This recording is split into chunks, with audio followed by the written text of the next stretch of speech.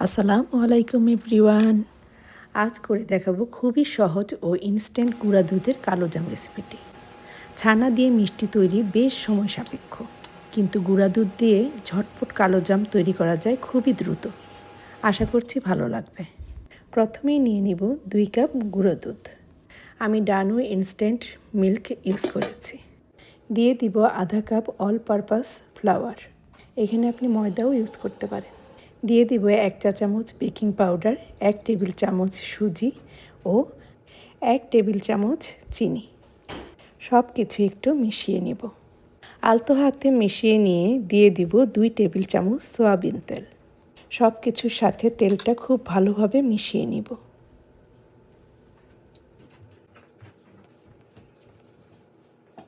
অন্যদিকে নর্মাল টেম্পারেচারে পানিতে লাল রঙের খাবার রং মিশিয়ে নিব। আমরা সবাই জানি কালোজামের উপরটা কালো আর ভেতরটা লাল হয়ে থাকে। এদিকে উপকরণ হিসেবে একটা ফেটানো ডিম দিয়ে দিব। এটা অবশ্যই রুম টেম্পারেচারে থাকতে হবে। ডিমের সাথে দুধের মিশ্রণ খুব ভালোভাবে মাখিয়ে নিব। কাজটা আলতো হাতে করতে হবে, রুটির খামিরের মতো করা যাবে না। এবার অল্প অল্প করে রং মেশানো পানি মেশাবো।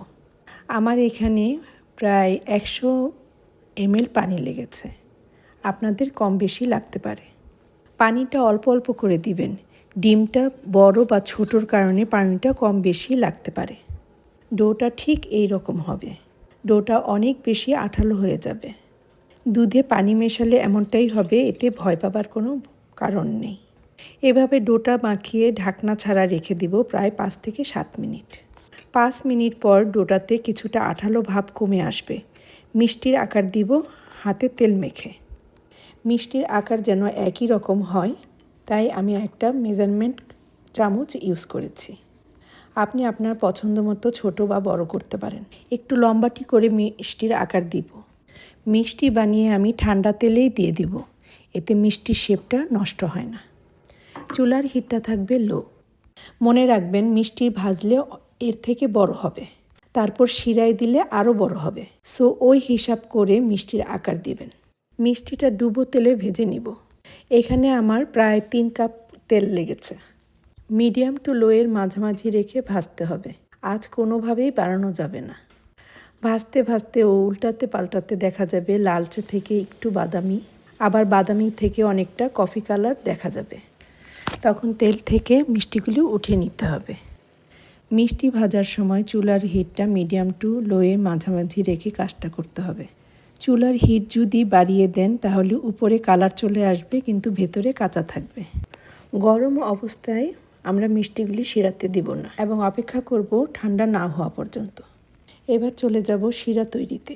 শিরার জন্য চুলায় বসিয়ে দিচ্ছি 2 কাপ চিনি এবং 6 কাপ পানি। যেই কাপ দিয়ে চিনি মাপবেন সেই কাপ দিয়ে পানিটা মেপে নেবেন।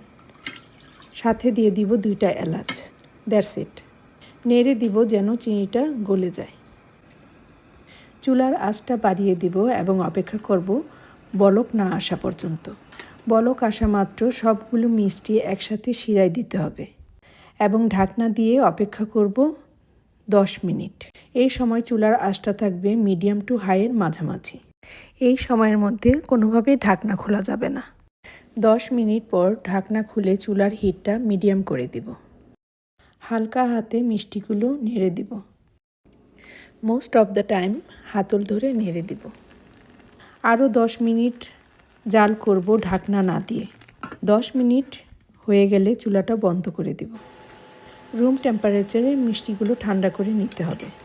ওভারনাইট রাখতে পারলে খুবই ভালো হয়। এবার শিরা থেকে তুলে নিচ্ছি।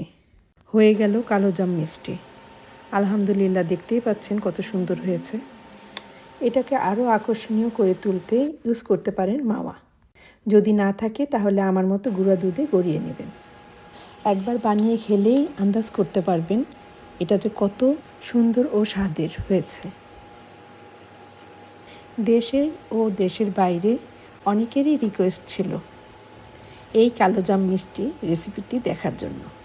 একবার হলেও তৈরি করুন এবং পরিবারের সাথে শেয়ার ও এনজয় করুন। যে কোনো অনুষ্ঠান বা অতিথি আপ্যায়নে বা আসছে ঈদের জন্য আগে থেকেই তৈরি করে রাখতে পারেন। এই কালোজাম। ভালো থাকুন, সুস্থ থাকুন, আমাদের জন্য দোয়া করবেন। আল্লাহ হাফেজ।